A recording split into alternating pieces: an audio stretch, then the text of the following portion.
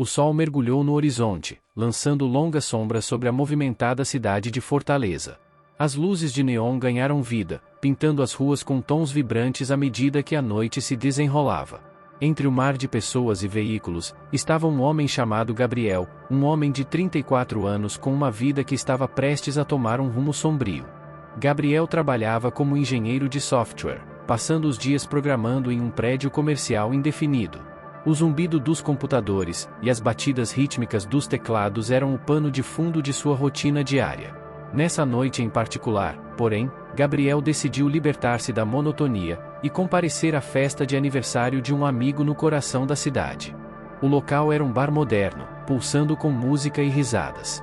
Gabriel, que não era do tipo que animava a festa, encontrou consolo em um canto tranquilo, cuidando de sua bebida. À medida que a noite avançava, ele sentiu um desejo irresistível de escapar do confinamento lotado do bar. As luzes da cidade acenavam e ele ansiava pela brisa fresca em seu rosto. Entrando aos tropeções em seu carro, um modesto sedã desgastado pelo passar do tempo, Gabriel embarcou em uma viagem pelas ruas labirínticas de Fortaleza.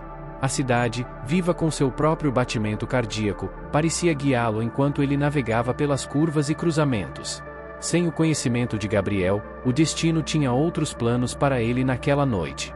Enquanto acelerava pelas ruas, os pensamentos de Gabriel ficaram emaranhados com as pressões do seu trabalho, a solidão que envolvia a sua vida pessoal e o anseio constante por algo mais.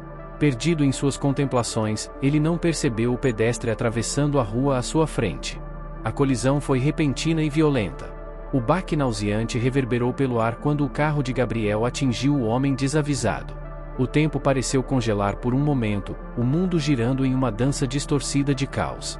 O pânico tomou conta de Gabriel, quando ele percebeu a magnitude do que acabou de acontecer.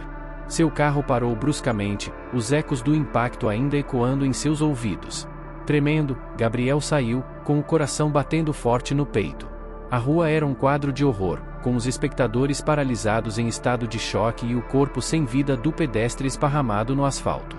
À medida que a gravidade de suas ações foi absorvida, Gabriel foi consumido por uma mistura de culpa e medo. Ele procurou seu telefone, discando o número de emergência com as mãos tremendo. O lamento distante das sirenes ficou mais alto. Em poucos instantes, o local foi inundado por carros da polícia e ambulâncias. Gabriel ficou à margem, um espectador silencioso das consequências de suas ações imprudentes. Os paramédicos trabalharam incansavelmente, mas ficou evidente que os ferimentos do pedestre foram fatais.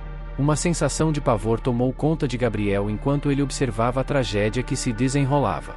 A polícia se aproximou dele, com expressões severas e investigadoras.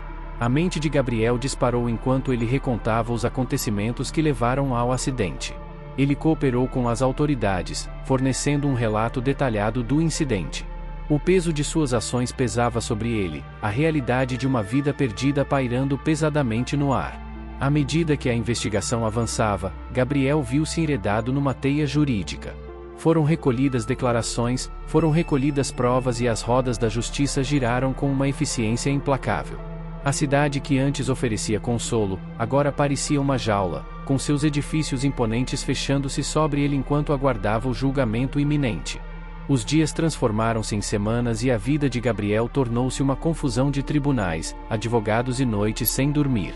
O horizonte da cidade, outrora um símbolo de oportunidade, agora parecia lançar um julgamento sobre ele.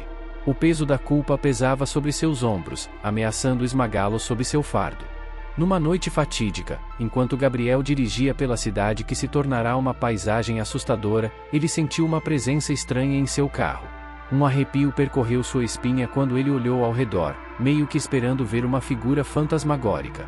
Mas não havia nada. O interior do carro estava vazio, mas a sensação persistia. Quando ele parou em um semáforo, um sussurro suave preencheu o silêncio. "Você não pode escapar, Gabriel." Assustado, ele olhou em volta, com os olhos arregalados de medo. A voz parecia ecoar de todas as direções, um murmúrio sobrenatural que lhe causou arrepios na espinha. "Quem está aí?" Gabriel gaguejou, seu olhar disparando nervosamente. A voz continuou, uma presença etérea que parecia entrelaçar-se com a própria estrutura do carro. "Você tirou uma vida, Gabriel. Agora você carrega o peso dessa escolha." As mãos de Gabriel tremiam no volante enquanto ele tentava entender as palavras espirituais. O que você quer de mim? Eu sou a consequência de suas ações, entoou a voz, uma melodia assustadora que reverberou pelo carro. Você não é livre, Gabriel.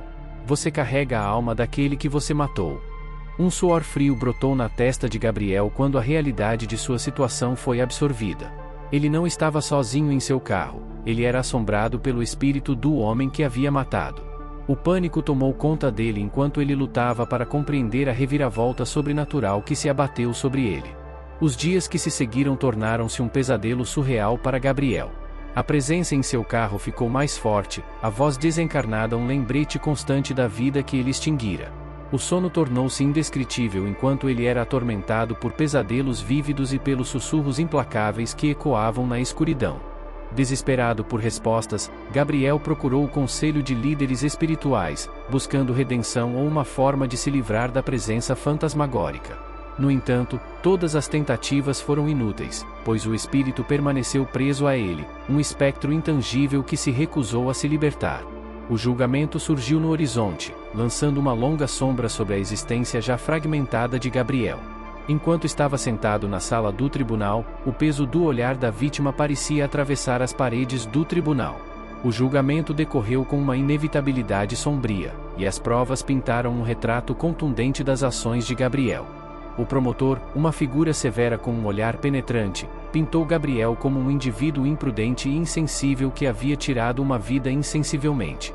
A defesa, embora reconhecesse a tragédia, argumentou que Gabriel era assombrado pelo remorso e pela presença fantasmagórica da vítima, um castigo que ultrapassava os limites da justiça terrena. O júri deliberou e o veredicto ecoou pela sala do tribunal como um trovão. Culpado, o mundo de Gabriel desmoronou ao seu redor quando o juiz proferiu a sentença: prisão pelo crime de homicídio culposo.